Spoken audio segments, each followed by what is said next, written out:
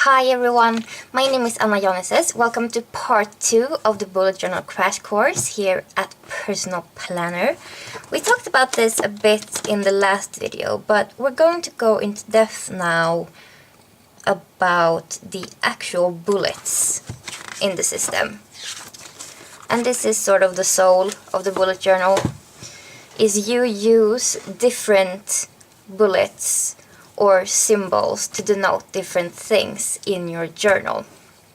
So these are the basic ones. People have also made their own. You can make a whole dictionary of symbols if you'd like to, but the ones you mostly need are these three. So you use just a dot or a bullet, a filled-in bullet to denote a task. That is something that needs to get done, and it requires an action from you.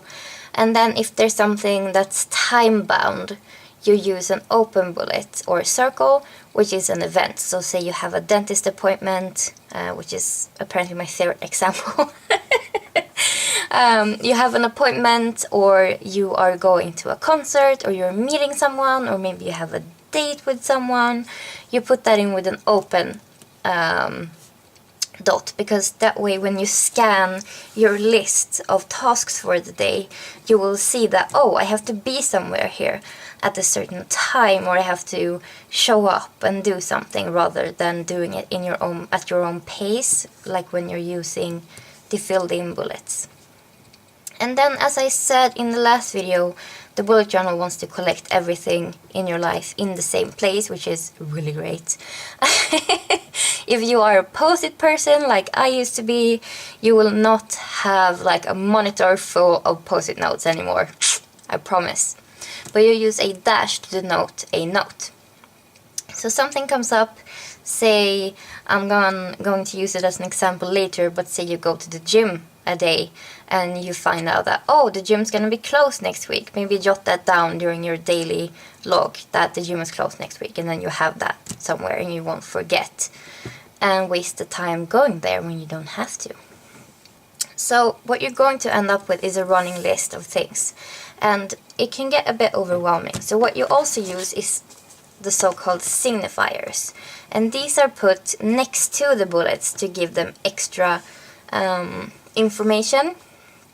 So when scanning the list, they will instantly tell you what is important, because you put a star next to priority. So if something is super important, put a star next to the bullet or next to the event, and you will know that it is super important and has priority. If something comes up that inspires you or you want to explore, you can use the exclamation point or the eye. This is supposed to be an eye. We can all see that that's an eye. But as you put these along, it's really easy to scan and find what's important. And maybe when you have some time for research, maybe you're looking for the exclamation points because you want to look something up. So people use these. These are the original ones from the bullet journal system, but you can also make up your own. I know one lady who uses a small cross when it's something that has to do with her church, or someone uses a little shoe or a dumbbell when it pertains to exercise. It sort of depends what's going on in your life. Or heart, or you can just make up your own, but these are the basic ones. So I would recommend you start with the basic ones before you're very comfortable in the system and you know what's happening, because it's not a really good idea to start mixing in more things before you're comfortable with the basics. That's a good rule of thumb for everything in life. But then the bullet journal also uses something called rapid logging, and we're going to talk about that. So a daily log, like I said, consists of you writing the day's day and date and then starting logging. So rapid logging is a way to simplify the way you write things down, to make them less complex. And the reasoning behind this is that complexity equals effort, and effort makes you feel like it's sort of a chore, and we tend to avoid chores. that's sort of the basic idea. So let's do an example here. So a complex, let me zoom in. So a complex daily log might look like this. So I put in post photos to Instagram of planner pages. These are tasks, and here you can see the task or the bullets and the signifiers in action. So I have a few tasks here. I want to set up an invoice for a custom order since I am a shop owner. This is super important, so I put a priority star next to it. I need to take out the recycling. I have 2 events. I have a webinar and I have a dentist appointment, and I have all this information here that pertains to those. And then I respond to emails. I have a note here that I had a new idea, so I want to order some supplies. And I want to research breakfast bar recipes, and I also want to call Christopher. And that's important. I have an inspiration and an explore symbol here as well. So this is pretty complex. This takes a while to write down, and the idea is you have the book next to you all day, and you write things down as they come up. And that's why things can be like, I have the webinar here first, it's at 9, but the dentist appointment is before that, so shouldn't it be on top of the list? No, because you log as you go along in your day.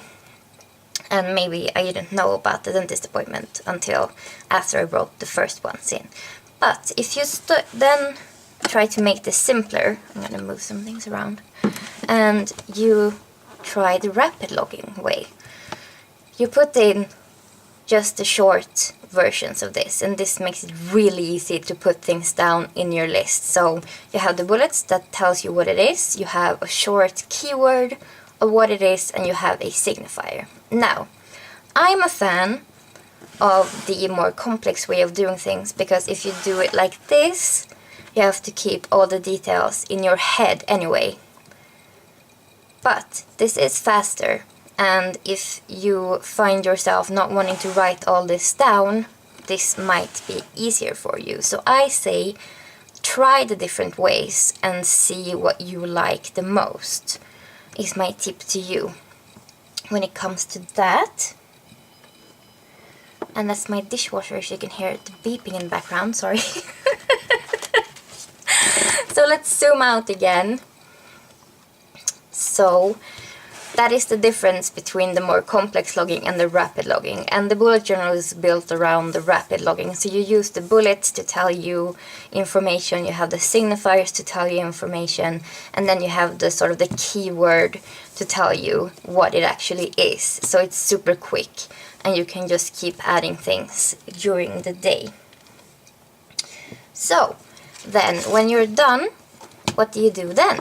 So when a task is complete, you either cross it when you have completed it, and that is the best feeling in the world. We all know this. If something didn't get done, you can either... So when a task is completed, you can... if it's not completed, you can cross it out entirely if it doesn't need your attention anymore. But you can also do something called migration, which isn't political. It is just the act of moving something to somewhere new. Moving one thing from one place to the next place. And you denote that with a forwards arrow if you migrate it, or a backwards arrow if you schedule it. And with this we have to think about the basic system. So often you start a book, a notebook, with an index, and then you have your future log. So when you put a backwards arrow, that is when you have scheduled something. You have moved it to the future log or the monthly log, which is before this page. But if you migrate it, say you move it just to the next daily spread, you will put a forwards arrow, so you know where the task is going all the time. And the thing is that if you don't complete something and you still have to do it, you have to keep migrating it to your new list until you have done it. And that is a great way to annoy yourself enough to actually do the thing. If you are a procrastinator. So here's a handy key. So migrated is the next few pages, and schedule is the future log or the monthly log. And then I have an example here. So I'm gonna zoom in a little bit. So here is our original sort of list that we had.